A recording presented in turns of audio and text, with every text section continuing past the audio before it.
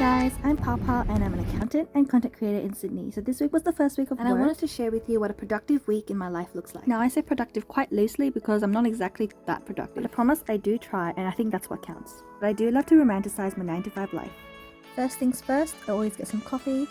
I like mocha, so that's what I got. Honestly, I need quite a bit of energy, so also get myself a milk tea as well. And then I go about my day.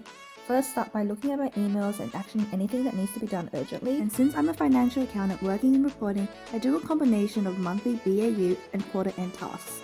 And January is quarter end. So I had quite a busy start to the month. My day consists of working on deadlines, multitasking between daily tasks and month-end tasks. I love how my role has routine, structure, and challenging aspects when there are variances to resolve. And of course, my favorite part of the day, team lunch.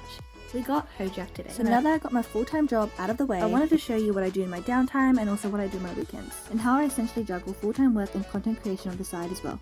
I've been pretty inconsistent in the past, but this year I want to make it a habit to do a workout after work, whether it be when I come home from work or even when I finish working from home. So to me, productivity is not always about always having to do something every minute of the day. In fact, I believe there's something so healthy about having downtime and doing something so simple like eating the leftover sushi that I made from the day before. My Christmas and New Year was relatively quiet, I'd say.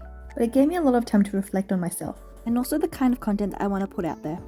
I'm not going to be afraid whether people like my content or not. I want to be the most and best authentic version of myself. I'm just going to start and see what happens, because if you don't try, you never know. So one of the productive things I did these holidays was to cook more. One of Jelly's favorite food is this crispy pork belly. It takes quite a lot of effort to make this dish. When I do start cooking and grocery shopping, it really helps me to save money as well, which is one of my goals for 2023. But since I'm a food blogger, it's kind of inevitable that I eat out a lot. But at the same time, I do get invited to quite a few events, and that does help financially as well. So I've been putting off making YouTube videos in the past, but this year is the year where I make it my goal to upload consistently. So after cooking my meal, I try my best to clean my space immediately. I find that this helps with my productivity and focus. And 2023 is about realigning my goals, staying productive but having fun and relaxed at the same time. You can tell I was trying pretty hard today. I folded and sorted all the laundry and even made my bed. The next day, we headed to Chatswood to watch Avatar. So here is a glimpse of City Rail and also the metro train line. But before actually watching the movie, we had Ya Malaysia. We got their spicy prawn noodle soup, Hainan chicken rice and spring rolls. This was located at the top of Chatswood interchange. So I'm just heading to Woolies now. This is my outfit for the day. The next day I kept it pretty simple. I made my favorite mapo tofu. I say favorite because it's pretty easy to make. All I need is some lean pork, some olive oil from the pantry, and then I proceed to sweat out the lean pork. And whilst that's cooking, I make sure to prepare all the spring onions, and then add all the chopped tofu in, and we can't forget the Thai basil sauce.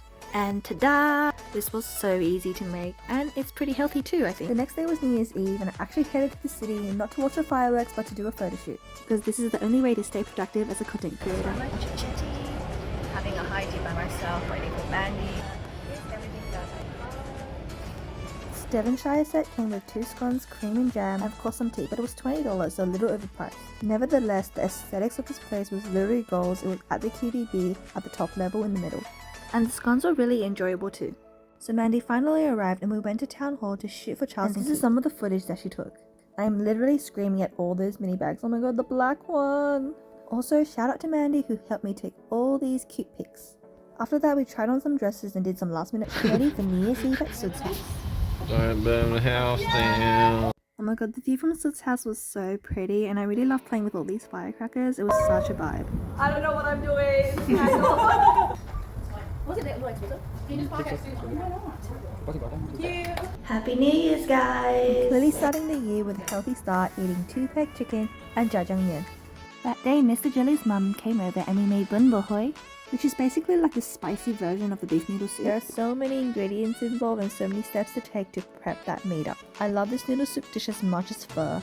The level of attention to detail involved in making this dish is next level.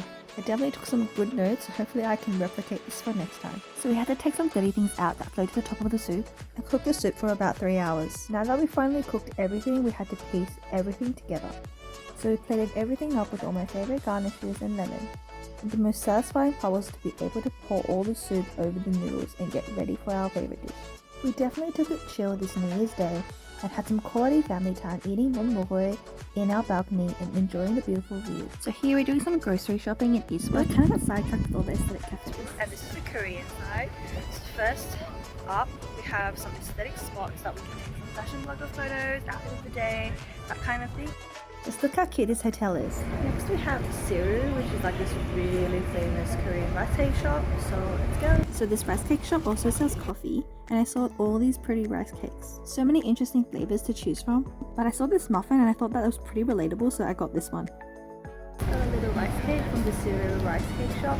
And if you walk along a little bit more, you'll see this 10,000 bakery. I absolutely love the aesthetics of this place. And they have so many cute cakes and pastries. Literally wanted one of everything, but no money. And I definitely can't afford the calories. But hey, I cannot leave any cafe without grabbing my favorite drink. This time I got the matcha latte. The matcha was really strong, so I definitely recommend. Oh, and I finally tried that matcha muffin rice cake. It was actually really chewy and soft, but not much of a matcha flavor. So Jelly and his mom was actually shopping on the Chinese side, and I found this cute tart shop.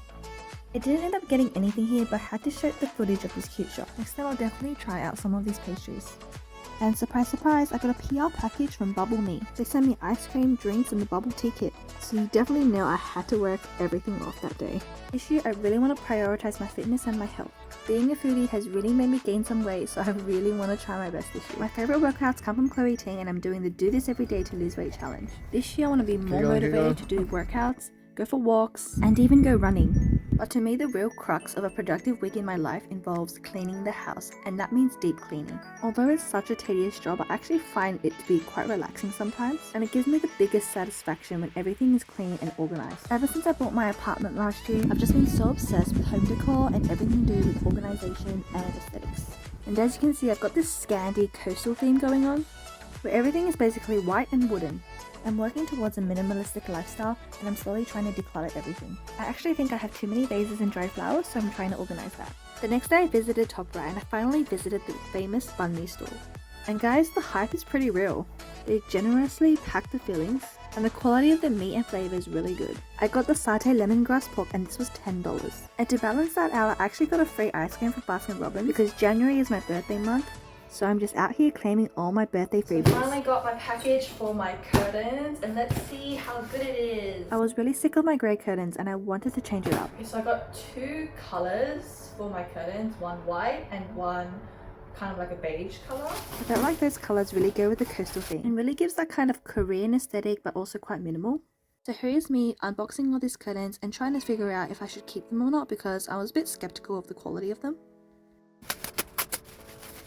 Ooh, I really like the material of it though. I have a feeling I don't really like this material. Yeah, I want it to be more soft and flowy. So I ended up keeping the beige curtains but returned the white ones, and I actually found another alternative. This one was so flowy and soft. I love it. I love how these curtains are sheer enough and allows the light to flow through. So here's a little DIY project of me trying to put up all these curtains by myself. I swear these curtains make such a huge difference to my apartment now and how the light hits differently. This makes me feel so motivated, especially because I mostly work from home. This January has been super busy with it being my birthday month and having so many festivities in between. I've got so much footage from this, so I can't wait to share my next vlog. Subscribe!